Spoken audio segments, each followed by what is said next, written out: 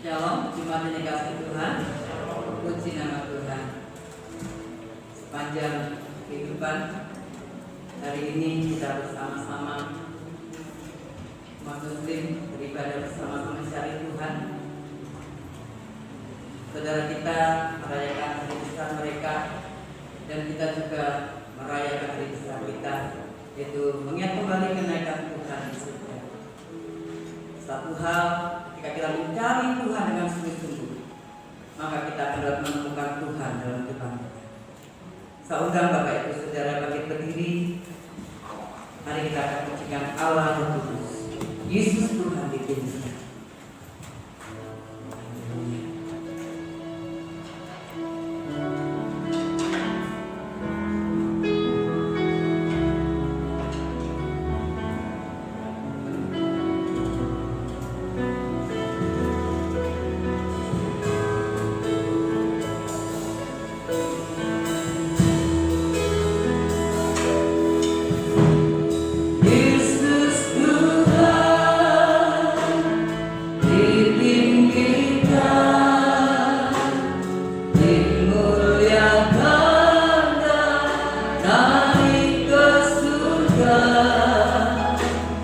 God.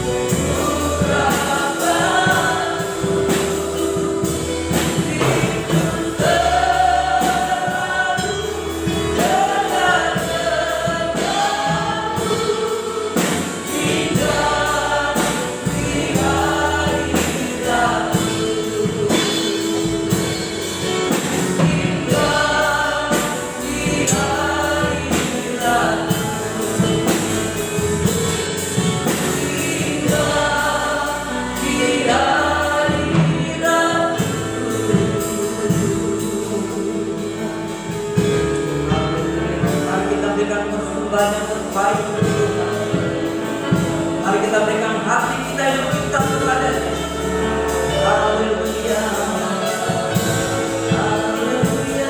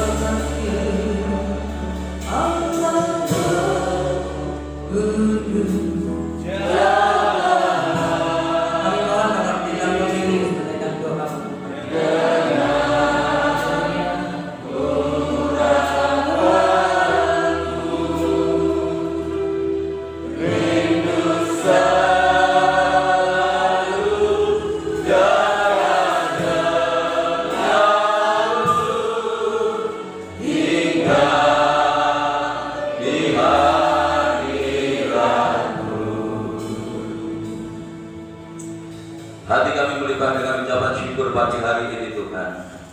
Kalau Kau masih memberikan perpanjangan umur, kekuatan, kesehatan dalam kehidupan kami, terlebih pada saat ini kami boleh memenuhi panggilan-Mu lewat ibadah yang Kau sediakan di dalam kehidupan kami. Cara khusus ibadah kami pada saat pagi hari ini memperingati kembali akan peristiwa yang agung di mana Engkau telah naik ke surga. Kami percaya kenaikan Tuhan Yesus ke surga bukan untuk kepentingan Tuhan, tetapi untuk kepentingan kami, manusia yang berdosa ini, yang seharusnya tidak layak dan menerima anugerah daripada Tuhan yang agung ini. Namun oleh karena kasih dan kemurahan-Mu, itu yang Engkau sediakan di dalam kehidupan kami, di mana kami semakin meneguhkan iman kami, harap kami, kasih kami kepada Tuhan. Walaupun di tengah-tengah dunia saat ini kami harus menghadapi berbagai tantangan dalam kehidupan kami, biarlah iman kami tidak semakin surut kepada Tuhan, tetapi lewat peristiwa yang agung ini semakin membangkitkan semangat kami untuk kami semakin mengasihi kepada Tuhan. Engkau hadir di tengah-tengah kami, Engkau melawat setiap kehidupan kami, Engkau menjamah kami, sesuatu yang baru boleh Engkau nyatakan dalam kehidupan kami. Memberkati berkati ibadah ini mulai dari awal hingga selesainya. Hamba-hambamu yang saat ini sudah mempersiapkan diri melayani pekerjaan yang mulia di dalam tangan-Mu.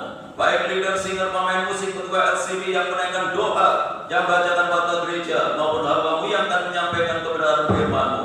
Mari Tuhan, Engkau sucikan kami, Kau kuduskan kami, pengurapan-Mu dan Roh-Mu yang kudus Kau nyatakan dalam pelayanan kami. Pelayanan ini boleh menjadi berkat bagi sidang jemaat-Mu dan boleh berkenan di hadapan Tuhan.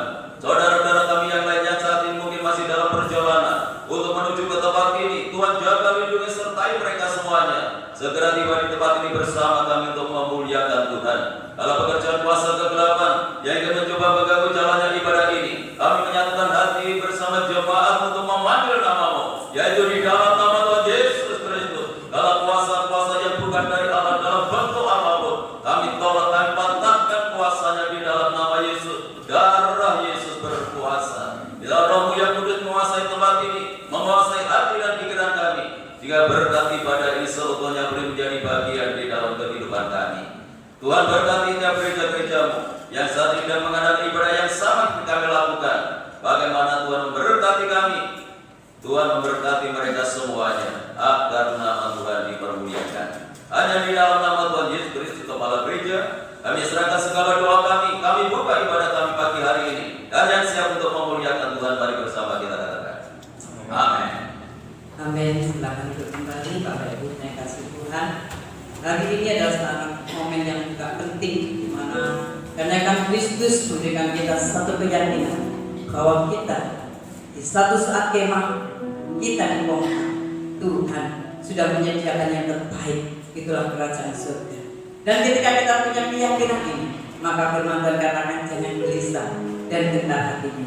Kita hanya menjalankan apa yang Tuhan izinkan kita kerjakan, tapi biarlah hati kita bersyukur dan bersukacita karena Tuhan sangat baik bagi kita. Yesus Kristus itu baik. Satu saja hidup kita memuliakan, memuji nama.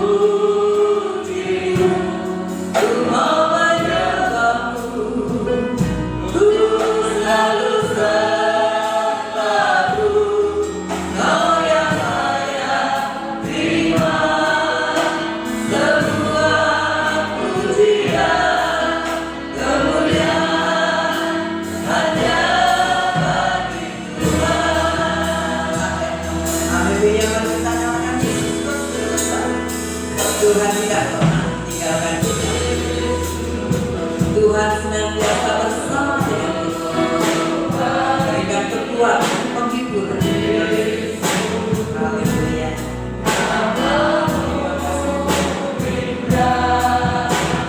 Yesus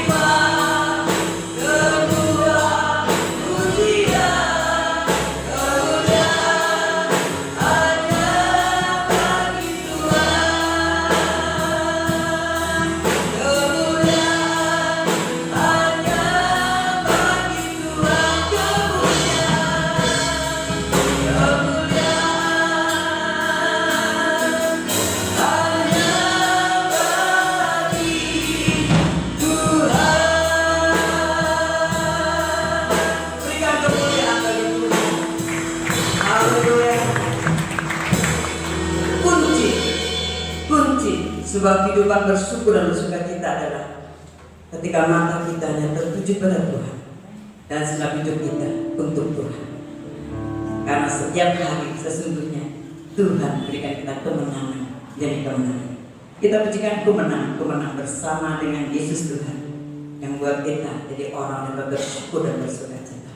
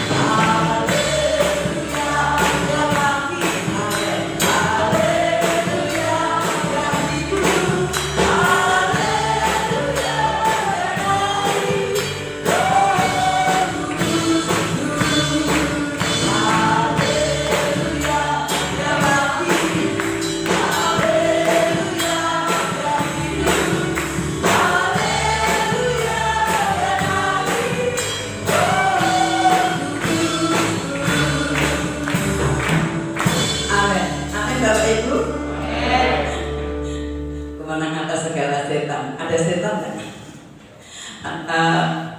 Kasih Tuhan, hari-hari ini di sekolah saya sedang mengajarkan anak-anak bahwa hidup kita itu sebenarnya luar biasa.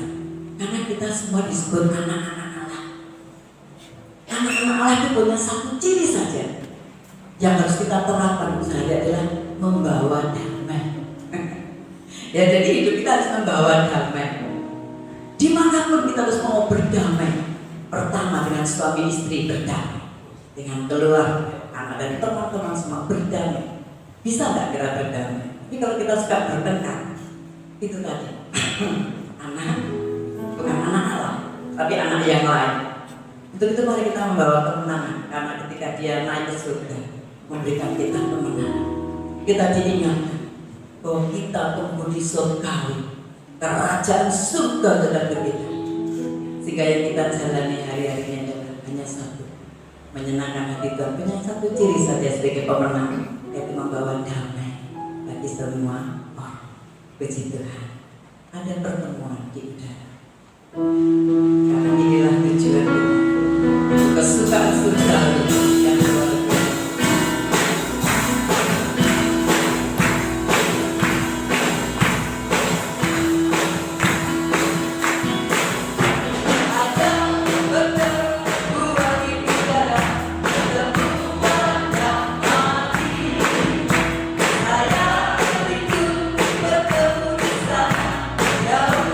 Hidup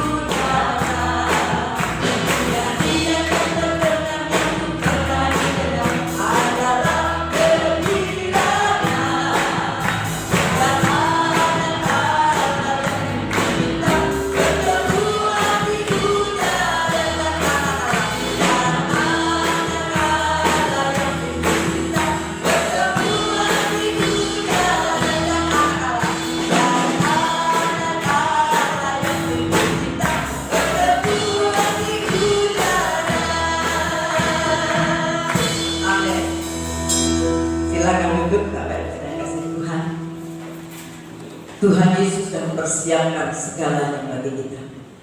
Kelahirannya, kematiannya, kebangkitannya, sampai dia naik ke surga.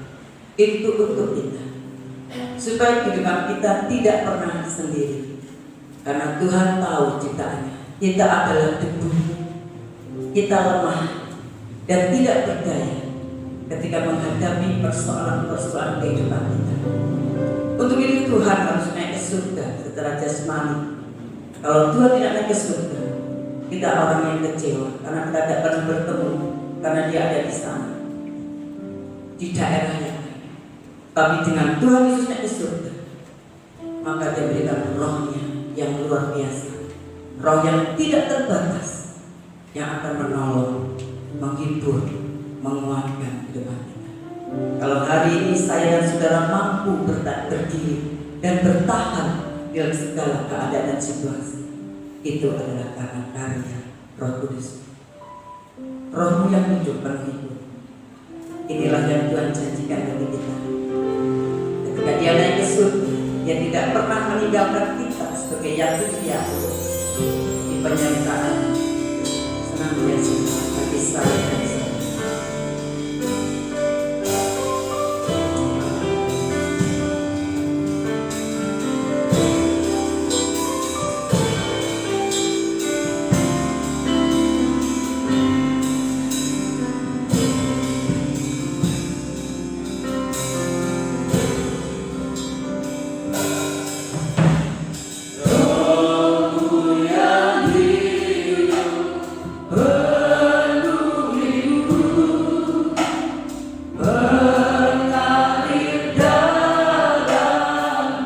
Jiwaku tenang bersamamu, jiwaku tenang bersamamu, dalam naunganmu. Rohmu yang kudus pulihkan, Rohmu yang kudus pulihkanku.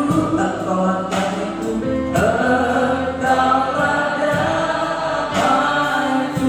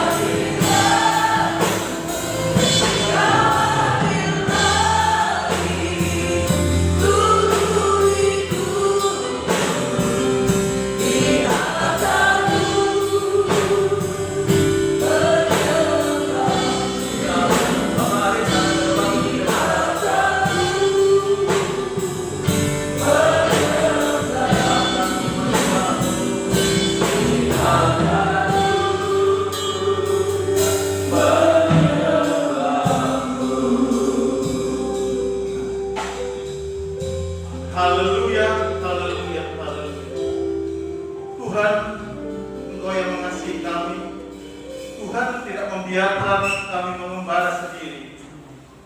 Tuhan memberikan kami penolong. Tuhan memberikan kami pendamping, yaitu Roh Kudus. Artinya Tuhan begitu mencintai kami sebagai anak-anak Tuhan yang begitu Tuhan kasihi. Tuhan tidak menginginkan kami untuk kami terhilang di antara dunia yang semakin hari semakin gelap Bapa. Terima kasih Tuhan buat karya Tuhan, karya kebangkitan, dan Engkau naik ke surga untuk menyediakan tempat bagi kami Bapa. Terima kasih Bapa. Saatnya Tuhan, kami akan duduk diam mendengarkan sabda firman-Mu. Persiapkan hidup kami, terutama hati dan pikiran dan pendengaran kami Bapa. Mari kuasai dengan kuat kuasa Roh Kudus-Mu Bapa. Jadikan hati kami sebagaimana tanah yang subur, supaya firman yang tertanam pada pagi hari ini boleh bertumbuh dan nantinya boleh menghasilkan buah yang boleh menyenangkan hati-Mu. Kami persembahkan hamba-Mu yang Tuhan percayakan pada pagi hari ini untuk menyampaikan sabda firman-Mu. Urapi dengan kuat kuasa-Mu segala persiapannya dilakukan, biar kuasa Roh Kudus-Mu mengurapi hamba-Mu di dalam nama Tuhan Yesus Kristus. Amin. Firman yang kami terima pada pagi hari ini adalah perkataan daripada Engkau sendiri. Segala kuasa-kuasa jahat, roh-roh Tuhan yang ingin mencuri berkat kami pada pagi hari ini, Tuhan, kami mengambil nama-Mu, semua kami patahkan di dalam nama Tuhan Yesus Kristus. Biar Roh-Mu yang kudus saja Bapa, yang menguasai ibadah kami pada pagi hari ini. Terima kasih Bapa, biar suasana surgawi ada di tengah ibadah kami Bapa. Berfirmanlah Tuhan, dan kami siap untuk mendengarkan. Di dalam nama Tuhan Yesus Kristus, kami naikkan seluruh doa kami. Haleluya. Amin. Silakan duduk kembali. Bapak Ibu Saudara yang dikasihi oleh Tuhan, saya sampaikan shalom. Salam sejahtera di dalam kasih Tuhan kita Yesus Kristus. Hanya oleh karena anugerah dan kemurahan Tuhan pagi hari ini kita dipertemukan kembali lewat ibadah yang istimewa, di mana pada pagi hari ini kita memperingati hari kenaikan Tuhan Yesus ke surga. Ini adalah puncak keselamatan yang Tuhan kerjakan untuk kehidupan kita. Dia lahir untuk kita, Dia mati untuk kita, Dia bangkit untuk kita, Dia naik ke surga juga untuk kepentingan kita. Jadi kenaikan Tuhan Yesus ke surga bukan untuk kepentingannya, karena Dia sudah berasal dari surga. Namun ketika kenaikan Tuhan Yesus ke surga itu untuk kepentingan kehidupan kita.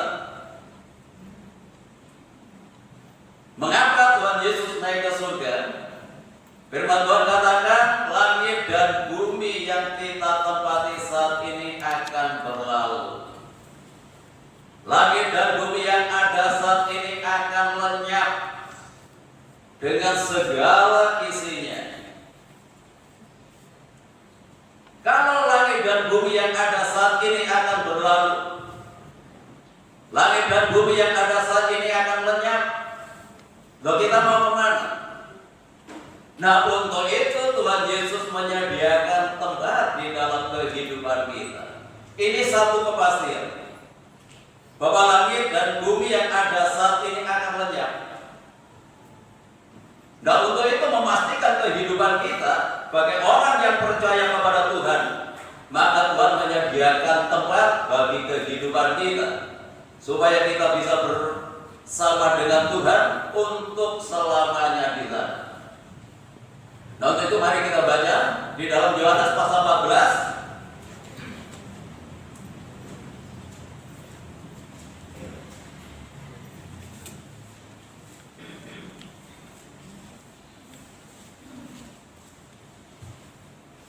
Yohanes 14 ayat 1 sampai ayat yang ketiga, demikian firman Tuhan. Janganlah gelisah hatimu, percayalah kepada Allah, percayalah juga kepadaku. Di rumah Bapakku banyak tempat tinggal. Jika tidak demikian, tentu aku mengatakannya kepadamu. Sebab aku pergi ke situ untuk menyediakan tempat bagimu. Dan apabila aku telah pergi ke situ dan telah menyediakan tempat bagimu, aku akan datang kembali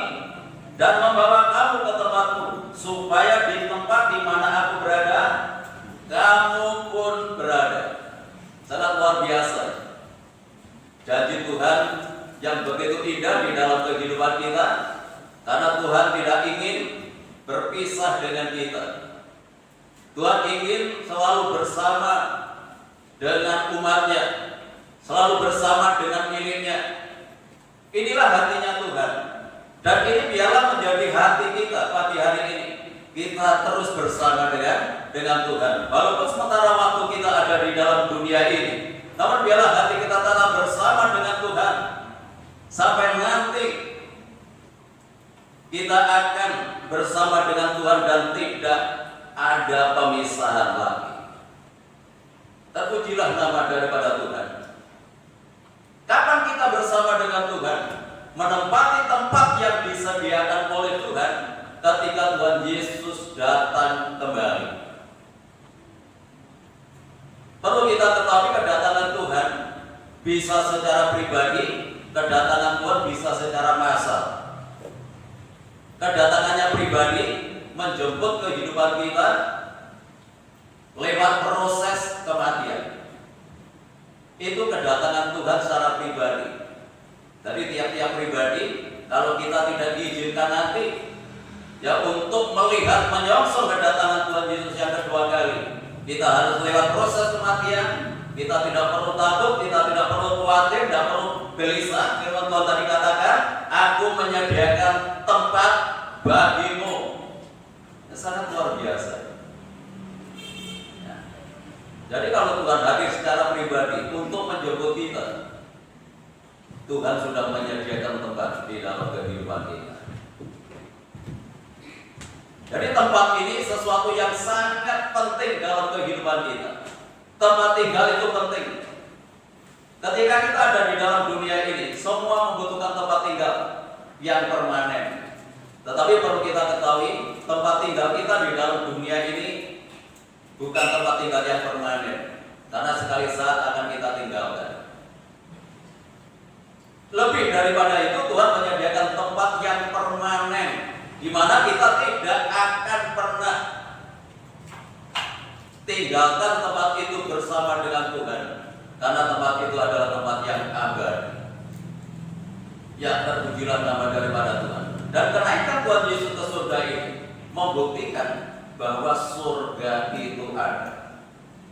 Jadi surga itu bukan dongeng, surga itu bukan mitos, tetapi sesuatu yang real, sesuatu yang nyata. Kalau ada surga, ada neraka. Jadi dipastikan kalau orang itu tidak masuk ke dalam kerajaan surga, itu pasti masuk neraka, karena tidak ada tempat yang lain. Kalau tidak ada di dalam surga, ya masuk neraka, penderitaan yang abadi. Tuhan tidak ingin ya umatnya itu masuk dalam penderitaan yang abadi, tetapi Tuhan ingin kehidupan kita menikmati sukacita yang abadi bersama dengan Tuhan. Sangat luar biasa. Itu rancangan Tuhan yang agung, rancangan Tuhan yang mulia dalam kehidupan kita. Nah, itu sebabnya marilah kita melangkah dengan pasti dalam kehidupan kita ini. Ketika Tuhan masih memberikan perpanjangan umur, kita harus hidup di dunia yang pada ini. Biarlah kita memiliki kepastian yang memberikan kita semangat dalam menjalani hari-hari kita, dalam menjalani hidup kita yang mungkin penuh tantangan yang saat ini sedang kita hadapi. Namun biarlah kita tetap semangat karena bersama dengan Tuhan. Ya, terpujilah nama daripada Tuhan. Mari kita baca di dalam 1 Petrus. Karena langit dan bumi yang ada saat ini akan berlalu. Nah, itu sebabnya ini alasan Tuhan untuk menyediakan tempat di surga.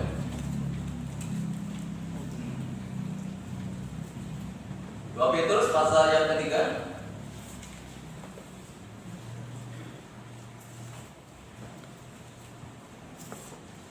Ayat yang ke-10.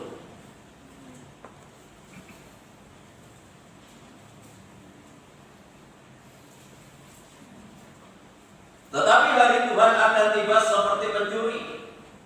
Pada hari itu langit akan lenyap dengan gemuruh yang dahsyat, dan unsur-unsur dunia akan hanyut dalam nyala api, dan akan hilang lenyap. Sangat dahsyat sekali peristiwa ini. Jadi jika segala sesuatu ini akan hancur secara demikian, betapa suci dan salehnya kamu harus hidup, yaitu kamu yang menantikan dan mempercepat kedatangan hari Allah. Pada hari itu langit akan binasa dalam api dan unsur-unsur dunia akan hancur karena nyalanya. Tetapi sesuai dengan janjinya, kita menantikan langit yang baru dan bumi yang baru di mana terdapat kebenaran. Jadi jelas dalam 2 Petrus pasal yang ketiga ini mengatakan bahwa langit dan bumi yang ada saat ini akan mengalami kehancuran. Sudah ada bagian yang tidak hancur yang ada di dalam bumi ini. Tidak hanya bumi, langit.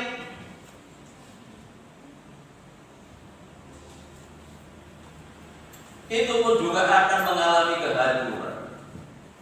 Jadi tidak ada orang yang bebas nanti dari hukuman yang disediakan oleh Tuhan. Nah, itu sebabnya di sini juga dijelaskan bahwa kita menantikan langit dan bumi yang baru. Kalau di dalam Yohanes pasal 14 tadi Tuhan menyediakan tempat di surga. Kalau dalam 1-2 Petrus ini Tuhan menyediakan langit dan bumi yang baru yang Tuhan sediakan di dalam kehidupan kita.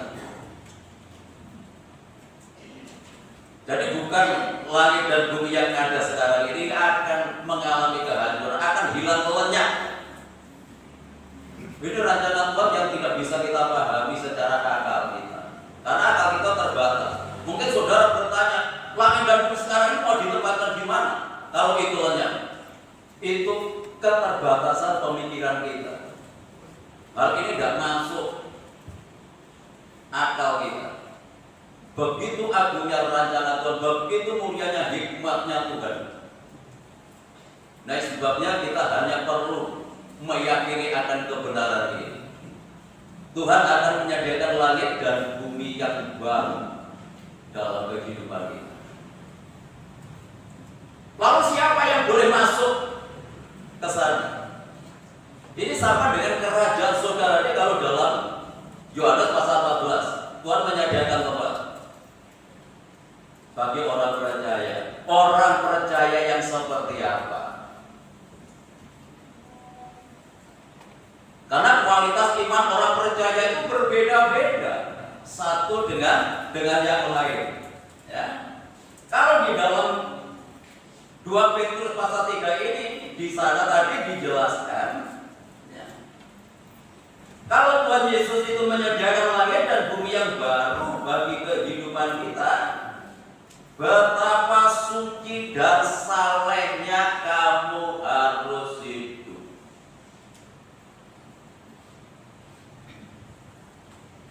Ini yang harus kita kerjakan. Karena kerajaan surga itu hanya ditempati oleh orang-orang yang hidup dalam kekudusan, orang-orang yang hidup dalam kebenaran, orang-orang yang hidup dalam kesalehan. Di luar itu tidak ada tempat di sana. Hanya orang yang hidup dalam kebenaran, orang yang hidup dalam kekudusan, dan orang yang hidup dalam kesalehan.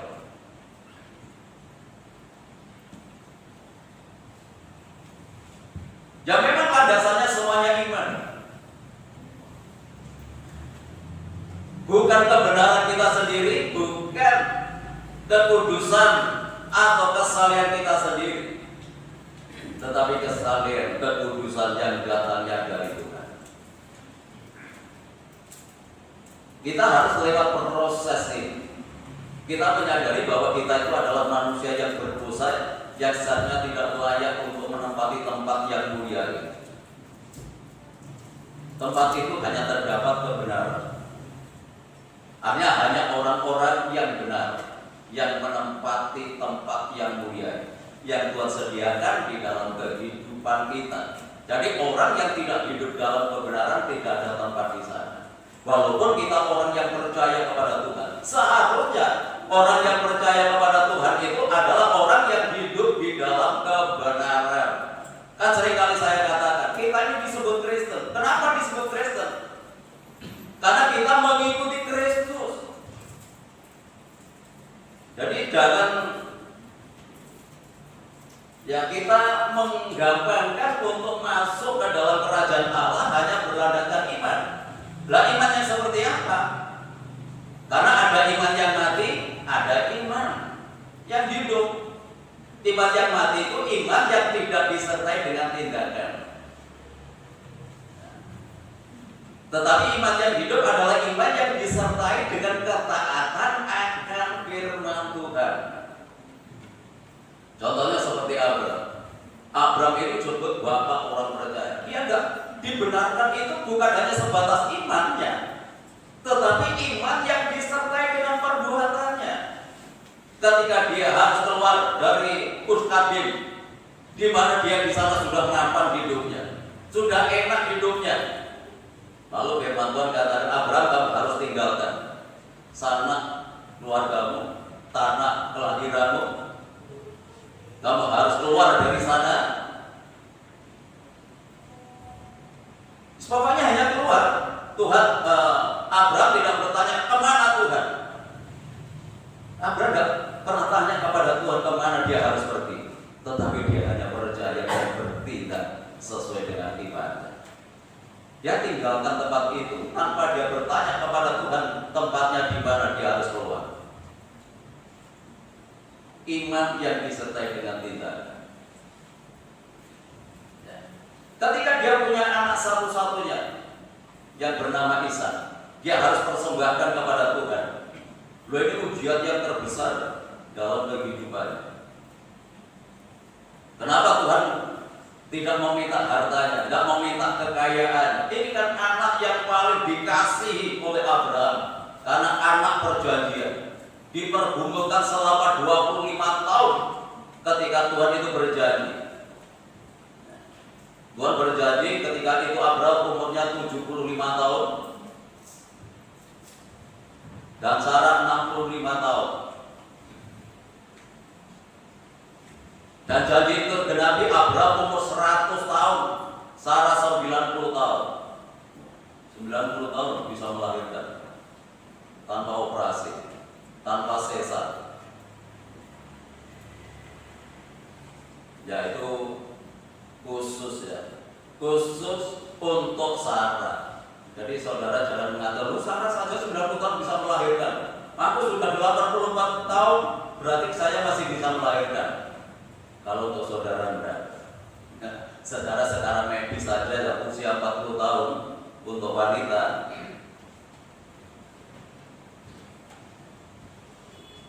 itu sangat mengkhawatirkan untuk sekarang ini. Tetapi untuk Sarah itu memang khusus untuk memenuhi janjinya Tuhan.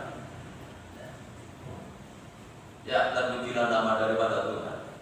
Jadi sesuatu yang tidak mungkin itu bisa mungkin bagi Tuhan untuk Sarah saat itu. Anak satu-satunya pun dipersembahkan kepada Tuhan untuk membuktikan imannya. Dari iman yang disertai dengan tindakan. Kalau kita mengimani bahwa kerajaan Allah disediakan bagi kehidupan kita, kita harus melewati proses ini. Proses apa? Hidup dalam kekudusan, dalam kebenaran, dalam kesalehan. Ini tindakan iman. Berarti kalau kita tidak melangkah ke sana, ini bukan orang beriman. Nah, sebabnya Tuhan menyediakan satu sarana untuk kita. Bagaimana kita bisa masuk ke dalam kerajaan surga. Walaupun kerajaan surga itu sudah disediakan Tuhan dalam kehidupan kita, tetapi harus ada proses yang harus kita kerjakan. Kerajaan surganya sudah disediakan Tuhan. Ini prosesnya dalam kehidupan kita. Kita berani tidak melangkah untuk masuk proses yang disediakan Tuhan dalam hidup kita. Dan ini tidak hanya pernyataan Petrus, tetapi Tuhan Yesus sendiri mengajar kepada Nikodemus. Kalau kamu ingin masuk ke dalam kerajaan Allah, kamu harus lewat proses kelahiran kembali. Yohanes pasal yang ketiga.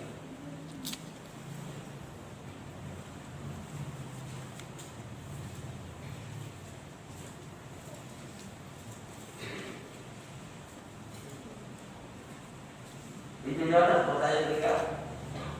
Ayat yang kelima.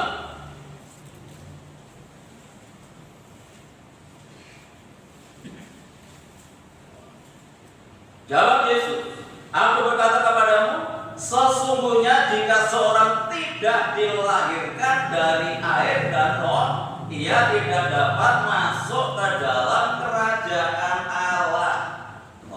Kerajaan Allah sudah disediakan, tetapi ini prosesnya. Ini jalannya yang harus kita lewati, tidak bisa lewat jalan lain. Walaupun orang mengatakan banyak jalan menuju Roma, banyak jalan, menuju kerajaan surga hanya ada satu jalan, lewat Tuhan Yesus Kristus. Akulah jalan, kebenaran dan hidup. Tidak ada seorang pun yang bisa datang kepada Bapa kalau tidak melewati aku. Jalannya hanya lewat Tuhan Yesus Kristus. Dan Tuhan Yesus Kristus menyatakan kepada kita untuk masuk dalam kerajaan Allah, itu harus lewat proses kelahiran kembali.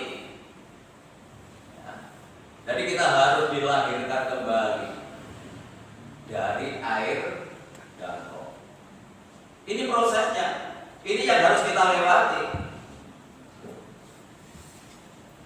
Kita tidak akan pernah bisa masuk ke dalam kerajaan Allah tanpa lewat proses kelahiran ini. Berbicara masalah kelahiran kembali lewat air. Pemahaman air di sini ada dua. Yang pertama itu air yang menuju kepada baptisan air. Baptisan air itu sesuatu yang sangat penting dalam kehidupan kita. Ini proses kelahiran kembali. Kenapa Tuhan Yesus Kristus pun ketika jadi manusia juga lewat proses baptisan air ini. Tapi bukan untuk dilahirkan kembali, tetapi menuruti kehendak daripada Allah. Memang inilah kehendak Allah yang harus dikerjakan, harus dilakukan oleh orang yang percaya kepada Tuhan Yesus Kristus yang mengawali baptisan ini. Sehingga setiap orang yang percaya kepada Tuhan juga harus lewat proses baptisan air ini. Ya, puji Tuhan. Jadi setiap orang percaya jangan ragu. Karena ada orang-orang yang ragu dengan baptisan, masih belum berani. Ya tidak masalah. Tetapi sebenarnya kalau sudah dewasa harus mengambil keputusan untuk berani menyatakan diri sebagai orang yang memenuhi hukum daripada Tuhan, yaitu lewat baptisan air ini. Maksudnya baptisan air yaitu mati bagi dosa. Yohanes pasal yang ke-6. Roma pasal 6. Roma pasal yang ke-6 dijelaskan di sana.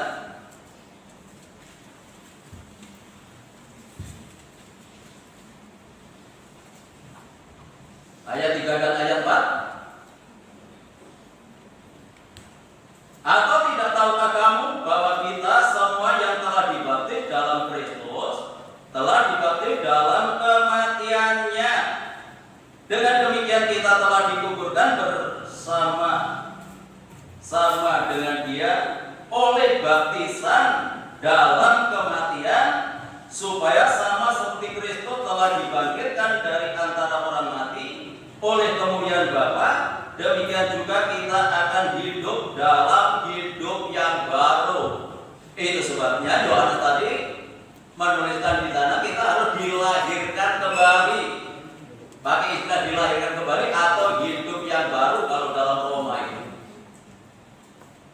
Jadi baptisan itu artinya mati bersama dengan Kristus. Jadi orang yang harus mati karena dikuburkan. Jadi kalau belum mati ya jangan dikuburkan. Itu Itu sebabnya setelah dibaptis protes, berontak, nggak setia kepada Tuhan hasilnya. Kenapa? Karena belum mati. Jadi orang yang harus siap mati. Jadi anak-anak nanti kalau bulan September itu ada baptisan air. Jadi bukan mengikuti temannya, dorongan orang tuanya, jangan. Tetapi saudara harus berani mengambil keputusan untuk mati bagi dosa. Kalau saudara tidak siap untuk mati bagi dosa, jangan ikut baptisan. Nanti hasilnya ya belum mati, namanya belum mati mau dikuburkan. Coba saudara, ya anak yang belum mati mau dikuburkan. Wah, jerit-jerit, teriak-teriak, protes, berontak. Ini hasilnya. Jadi kalau baptisan itu memang harus keputusan secara pribadi. Mungkin orang tuanya memberikan pemahaman boleh, tetapi mendorong harus jangan. Kalau mendorong harus, nanti anaknya terpaksa, akibatnya seperti ini. Setelah dibaptis malah nggak nongol jadi kapal selam. Kan banyak peristiwa seperti itu. Karena saya pengalaman hal itu juga. Justru setelah dibaptis nggak nongol sampai hari ini. Karena apa? Karena mungkin dibaptis karena dorongan orang tua, mungkin karena temannya, ya, ikut-ikutan baptis. Padahal dia tidak mengerti arti dari baptisan. Dari baptisan itu memang harus siap mati bagi dosa. Nah, itu setelah bangkit, sama seperti kita dibangkitkan, memiliki hidup yang baru. Mati bersama dengan Kristus. Jadi tidak hanya mematikan keinginan-keinginan dosa, tetapi juga dosa warisan mati di sana, sudah tidak ada kuasanya. Karena kita ini statusnya adalah manusia yang berdosa. Bahkan dalam Mazmur pasal 51 dikatakan, Daud berkata, sejak dalam kandungan aku sudah berdosa. Jadi walaupun dia belum berbuat apa-apa, namun statusnya adalah manusia yang berdosa.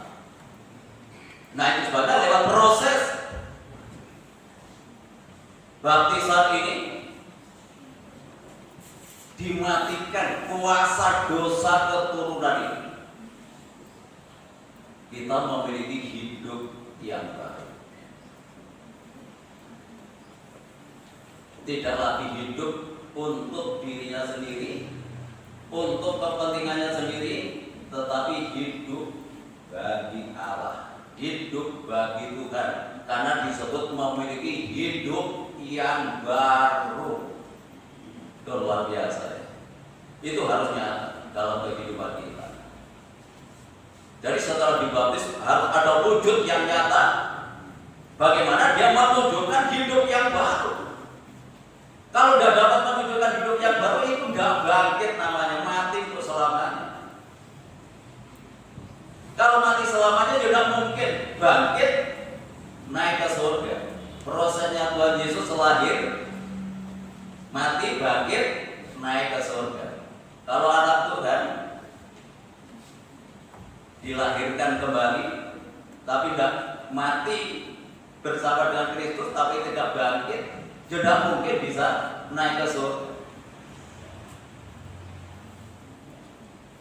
Sekarang wujud bagaimana kita harus memiliki hidup yang baru. Tetap dalam Roma 6 itu ayat 12 dan 13.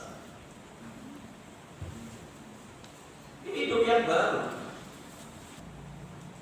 Roma 6 ayat 12, sebab itu adalah dosa jangan berpasal lagi di dalam tubuhmu yang parah, supaya kamu jangan lagi menuruti keinginannya, dan janganlah kamu menyerahkan anggota-anggota tubuhmu kepada dosa untuk dipakai sebagai senjata kelaliman. Tetapi serahkanlah dirimu kepada Allah sebagai orang-orang yang dahulu mati, tetapi yang sekarang hidup, dan serahkanlah anggota-anggota tubuhmu kepada Allah untuk menjadi senjata-senjata kebenaran. Ya, puji Tuhan. Kita harus wujudkan dari tindakan yang nyata kalau kita ini adalah baru, tidak lagi menuruti keinginan dosa. Setiap anggota tubuh kita ini bisa berbuat dosa. Tangan kita bisa berbuat dosa. Yang mungkin mengambil bukan miliknya,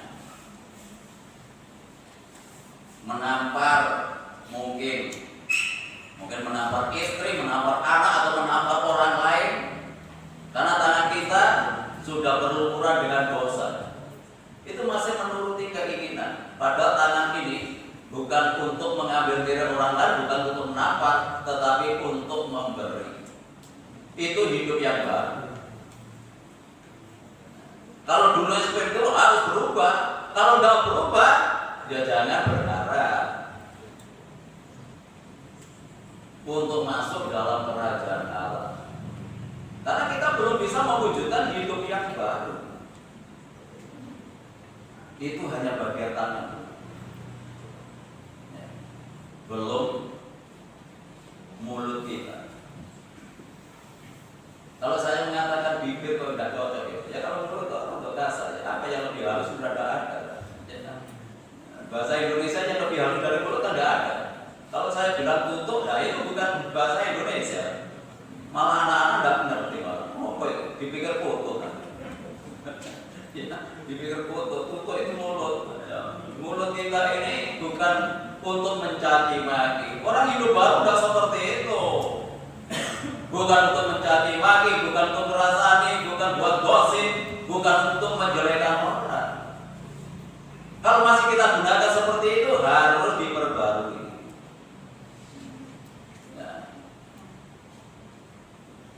Harus kita gunakan untuk memberkati, untuk membangun, untuk menghibur, untuk memberikan kekuatan, untuk memberikan motivasi kepada saudara kita.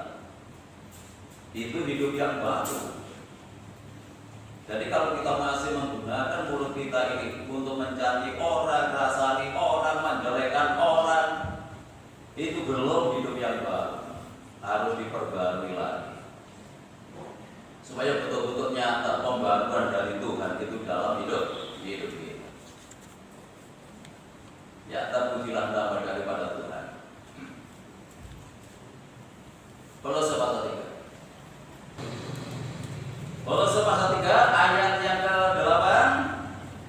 Ini masih hidup yang baru atau manusia baru. Tetapi sekarang buanglah semuanya ini, yaitu marah, geram, kejahatan, fitnah, dan kata-kata kotor yang keluar dari mulutmu.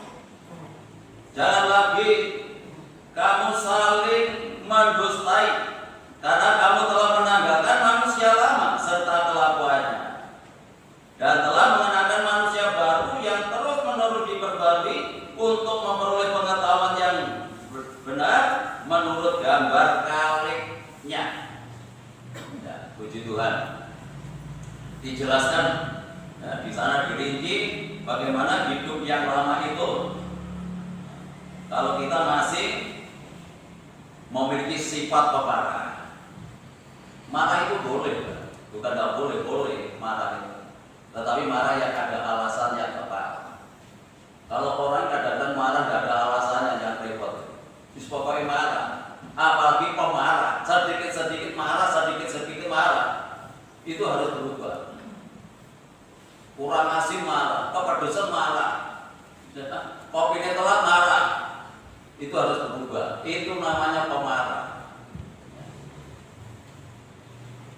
Geram, jahat, fitnah, kata-kata kotor yang keluar dari mulutmu, dan jangan lagi saling mendosai.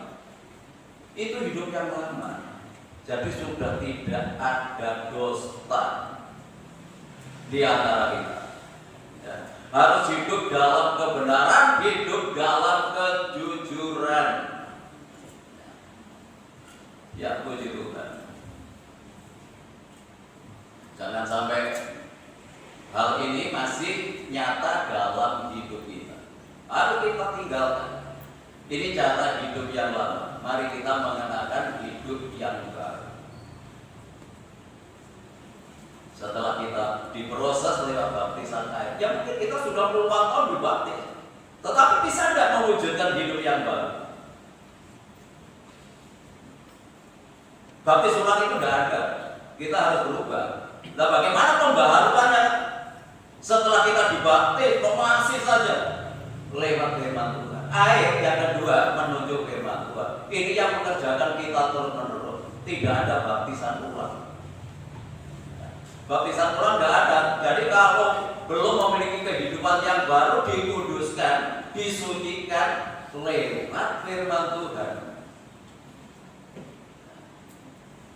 Kalau dosa keturunan diselesaikan lewat kematian, di mana kita masuk baptisan air, kita hidup yang baru.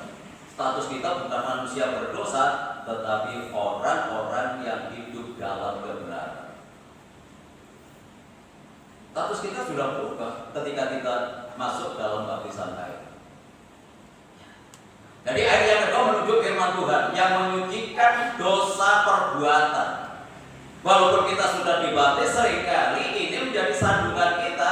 Kita masih sering terjatuh, kita sering kepleset untuk melakukan dosa. Dan Tuhan menyediakan firman-Nya untuk selalu menyucikan hidup kita.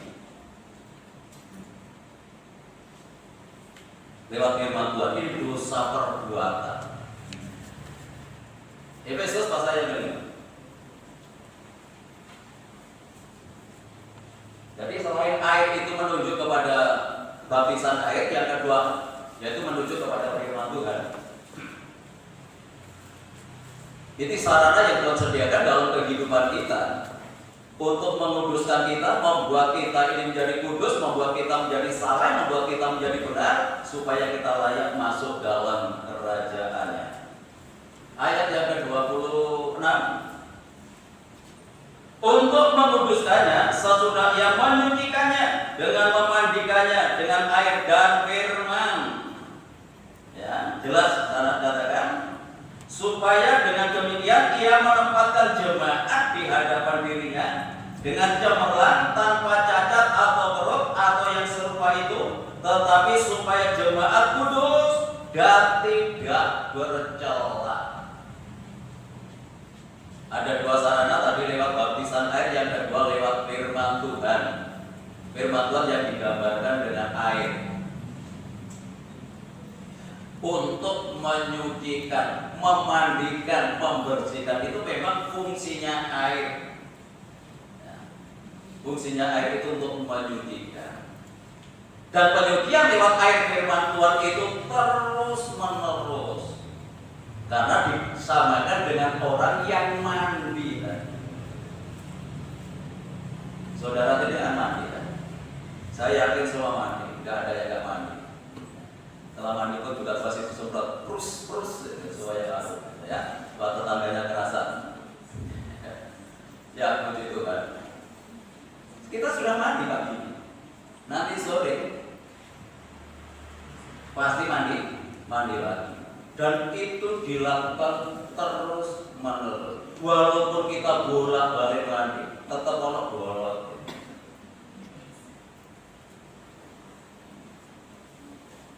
Itu yang mandi terus menerus itu pasti ada kesalahannya. Apalagi kalau orang nggak pernah mandi. Jadi penyucian lewat air firman Tuhan itu harus terus menerus. Apa yang diharapkan Tuhan? Supaya jemaat kudus dan tidak bercela. Tidak ada dosa sedikit pun dalam hidup. Sama seperti Kristus. Ini loh orang yang layak. Jadi kita harus siap untuk dikerjakan lewat firman Tuhan. Nah itu sebenarnya jadilah anak Tuhan yang selalu haus akan firman Tuhan. Karena firman Tuhan akan membersihkan hidup kita, menyucikan kita dari segala cacat celah yang ada di dalam kehidupan kita, untuk memenuhi kerinduan Tuhan, supaya kita didapati nanti ketika Tuhan Yesus datang yang kedua kali, kita tidak bercacat dan berjawab dalam kehidupan kita, sehingga kita layak untuk menyongsong kedatangan Tuhan yang kedua kali, dan akan membawa hidup kita masuk dalam kerajaannya, tinggal bersama dengan Tuhan untuk selamanya. Dan biarlah peringatan hari kenaikan Tuhan Yesus ke surga ini tidak hanya sebatas kita peringati, tapi kelahiran baru itu nyata dalam hidup kita supaya kita layak untuk menyambut kedatangan Tuhan Yesus memberkati. Kita pujikan pujian yang pertama, Yesus Tuhan ditinggikan, dimuliakan dan naik ke surga. Begitu agung rancangan Tuhan di dalam kehidupan kita. Tuhan ingin tetap bersama dengan kita. Tapi satu hal yang harus kita perhatikan, kita harus lewat proses kelahiran kembali, supaya kita didapati oleh Tuhan ketika Tuhan datang nanti. Kita menjadi jemaat yang kudus, jemaat yang tidak bercacat dan berjalan, sehingga kita menjadi layak di hadapan Tuhan. Haleluya.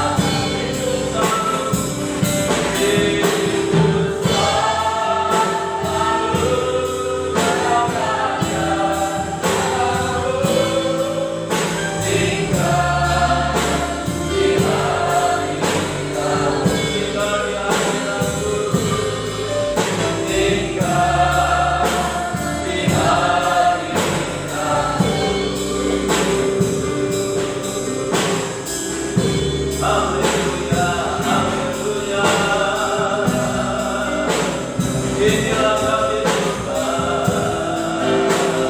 inilah kami Tuhan kami.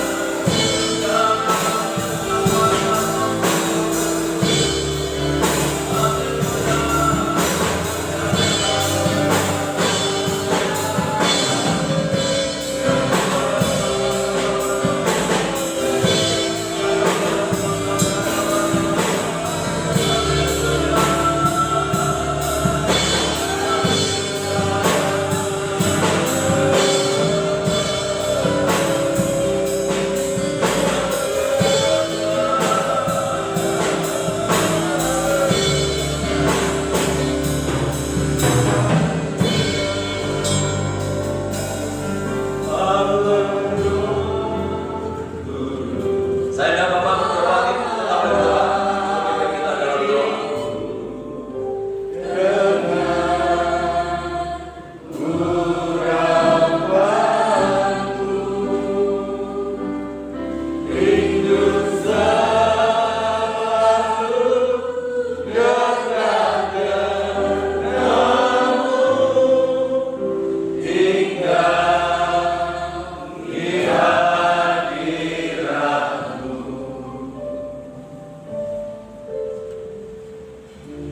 Maha besar, Bapa kami yang bersemayam di dalam kerajaan surga, Tuhan yang kami sembah di dalam nama Yesus Kristus.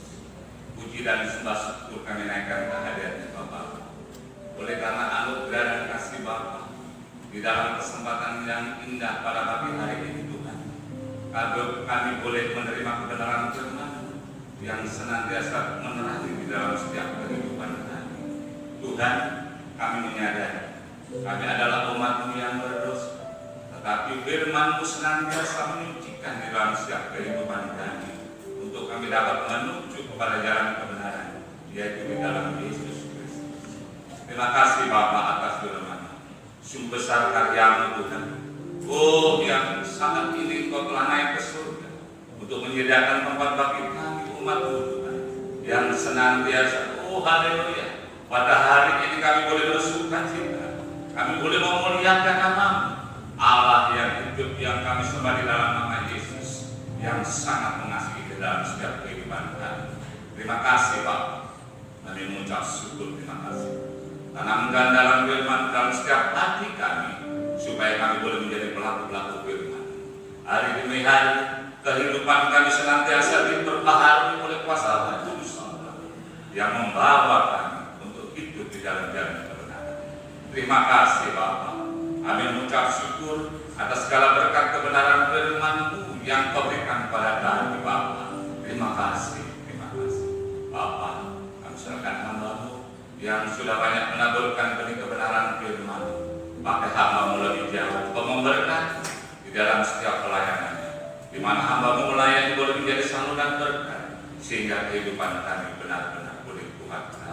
Terima kasih Bapa. Bapa, inilah doa sembahyang kami. Kami naikkan di dalam nama Tuhan Yesus Kristus. Kami berdoa dan mengucap syukur. Amin. Amin. Silakan duduk kembali. Jadi besok sore tidak ada kegiatan maupun Sabtu yang biasanya setelah kenaikan Tuhan Yesus ada doa selama 10 hari. Karena mengingat situasi dan kondisi yang ada saat ini, jadi dimulai hari Senin. Minggu tetap ada ibadah raya di tempat ini. Ibadah raya 1 tetap jam 7, ibadah raya 2 tetap jam 9. Terima kasih untuk perhatiannya, dan hari ini ada yang berulang tahun, yaitu Maria Sri Puji Astuti. Kalau ada silakan maju ke depan, kita doakan. Oh, itu Pak. Ya, monggo. Ya, sementara Ibu turun karena tempat di atas, kita pujikan satu pujian. Oh, besar-besar anugerahnya. Nanti Ibu Yanti bikin kita bilang. Nah, ya guys, mau berdiri. Oh, besar-besar anugerah.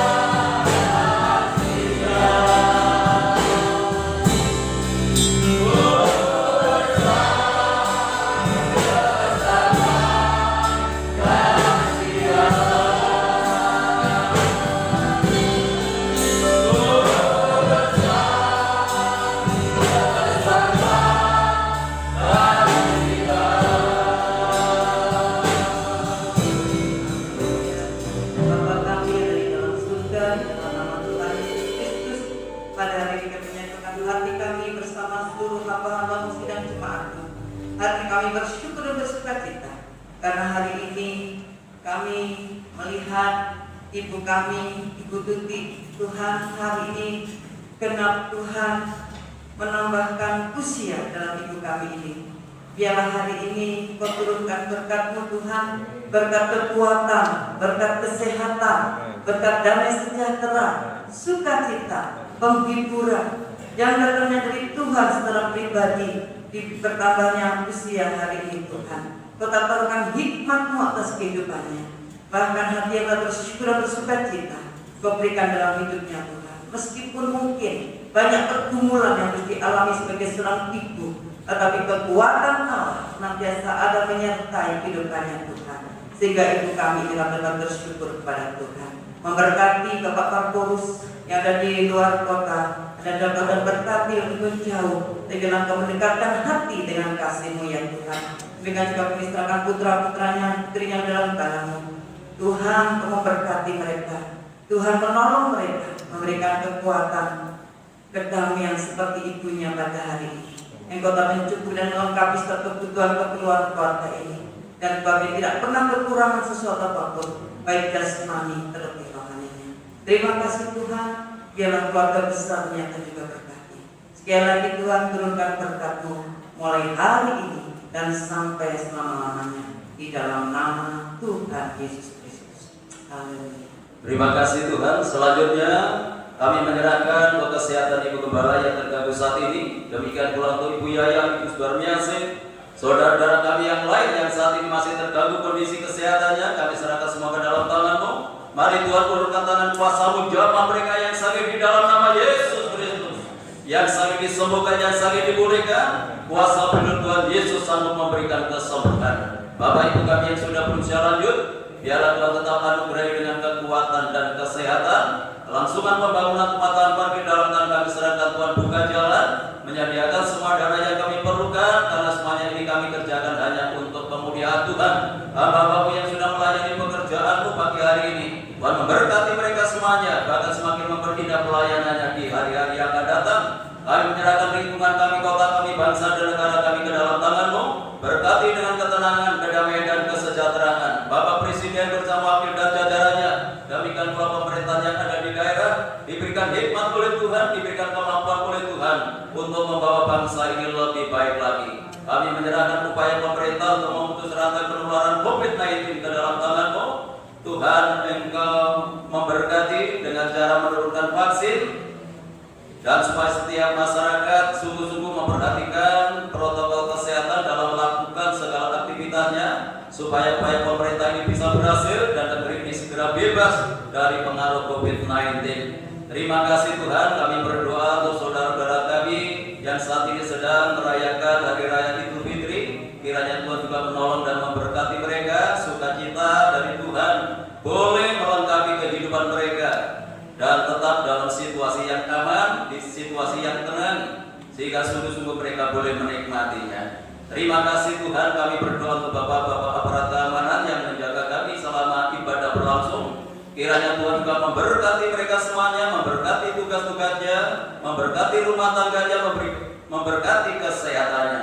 Pada akhirnya kami serahkan seluruh sidang jemaat-Mu ke dalam tangan-Mu, baik yang hadir pagi ini maupun yang tidak hadir, baik yang ada di dalam kota, di luar kota. Tuhan tetap jaga, lindungi, sertai, tuntun dan bimbing mereka, supaya tetap hidup dalam kekudusan dan kebenaran dimanapun mereka berada, selalu membawa kemuliaan bagi nama-Mu. Rumah tangga, keluarga, kehidupan nikah jemaat Tuhan berkati dengan ketenangan, kedamaian dan kesejahteraan. Kalau usaha, pekerjaan, tugas, tanggung jawab yang mereka lakukan, Tuhan buat berhasil dan beruntung. Peliharakan seluruh jemaat-Mu dalam kasih-Mu, sehingga tidak ada satu rumah tangga pun yang hidup di dalam kekurangan. Anak-anak yang masih duduk di bangku sekolah, mulai dari playgroup sampai perguruan tinggi, berkati mereka dengan kecerdasan dan kearifan. Jadikan anak-anak yang berprestasi, baik dalam akademisnya maupun non-akademiknya. Jadikan berkat dalam pergaulannya. Bagi sidang jemaat yang sudah memberikan persembahannya, mengembalikan perpuluhannya, Tuhan kembalikan berlipat kali ganda sesuai dengan janji firman-Mu. Sebentar lagi kami akan tinggalkan tempat ini kembali ke rumah masing-masing. Tuhan jaga, lindungi, sertai kami dalam perjalanan, tiba di rumah dengan selamat, tidak kekurangan sesuatu apapun. Kembalikan kami dalam kegiatan ibadah yang akan datang, dalam keadaan yang lebih baik dari pagi hari ini. Bapak Ibu Saudara dan terimalah berkat damai sejahtera dari Allah Bapa, kasih karunia-Nya dari Tuhan Yesus Kristus, dan lewat persekutuan Roh-Nya yang kudus menyertai dan memberkati kita mulai pagi ini sampai